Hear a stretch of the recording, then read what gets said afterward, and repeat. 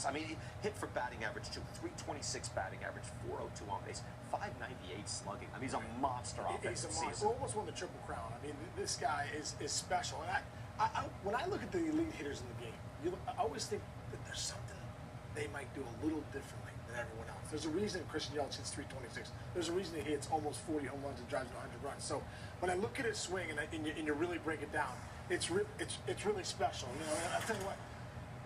The other day when they had the game against the Cubs, who came out the gates again, man? You're like, is this guy going to slow down at all? Is he ever going to stop getting 3 hits a game, Mike? Right? His first at bat, bam, he rockets one up the middle. This one right here is so impressive to me. Gets a pitch middle way off the dish, bam, shoots it to left. That's why he hits 326. One thing I saw, I go back to Yelich. It's like the old knocking knuckles, right? You knock on the door, you line up those knocking knuckles. He has kind of that whip action swing, gets that barrel going. But watch his back foot right here. His back foot. This is a home run to right field against the Tigers late in the year. He gets that back toe up, kind of rides that heel, drives through the baseball on that pitch middle in. Now this is a rocket to left center gap that he hits off the Cubs. Look how he keeps it down a little bit, buys a little time, but still drives this ball to left center. An absolute missile in the corner, which allows his eyes, I think, a little bit of time. Another one right here against the Cardinals. He shoots one into the left field corner. This one he lays down a little bit more, Mikey, right? He doesn't get that total turn and just up there free swinging. He lays that back hip down so it doesn't turn all the way like he would on a middle in pitch.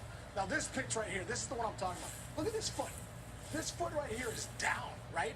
And the reason it's down is because he's not trying to, he's just giving them he's taking what they give him. Quintana gives him a pitch middle way, he drives to the left. So you see him to right field, he's getting that toe up, really getting those hips rotated through the ball, barrel out front. This one to left center, he's getting it just a little bit more up, and he's driving the ball to left center. And I tell you what, this is why I think Yelich is a different player for me, is that he's at a different level, right? I think his eyes, his vision, and all that what he does, that's why he's such a line-to-line hitter.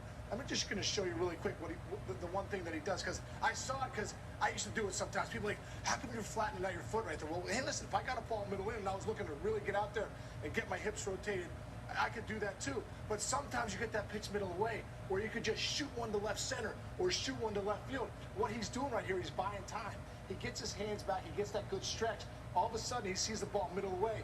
You make that commitment to go get it. And instead of getting that turn where you might leak out a little bit, he knows he has to shoot over there. When you drop your back foot like that, it's unorthodox. You would never teach it, but you're Christian Yelich. You're different than everyone else, right? You're a little unorthodox, right? This buys him a split second more to stay back and keep his hands alive, and bam, just throw that barrel and shoot one to left field. That's why he's hitting close to 330. So he bends his foot. You're saying it's the bend of the foot. It's just he almost puts it down instead of getting this right here and maybe being a little. He realizes his vision says, oh man, that pitch is out away a little bit, and right when he goes to attack and he says, I gotta buy myself a little bit more time. This buys himself a little bit more time and not getting out there and turning, and he just takes his hands and bam, shoots that ball left field. So, Case, let me ask you, is that almost impossible to teach? I think is it just his instinct? Because yes, you get the thing where you need your hips, you have to hit with your lower half. No doubt. But for me, I think his hand-eye coordination is so good that, especially on that pitch away, you don't have to fly through. Right. Because first of all, you're taking all your power this way, but I think he lets the ball get so deep that then this movement is still a very powerful movement because of the point of contact, right? Exactly. His body's still in the ball. So he's not rotating his hips. His foot lays here, but his hip is still popping. He's still getting that action he's getting, but not like the one he's getting on middle in. What I'm saying is you wouldn't teach that, Mike. You can't teach it. That's why I don't think I can do it. I know. Let alone teach it. I don't think I've ever made contact without. D-Row the other day said he tried to do it. He's like, I hit my knee. I can't do it. You know what I think? Even more now than ever, where players are scouted and dissected, it's the imagination and the ability to adapt to certain things that can keep you successful, right? Just even seeing them go the other way.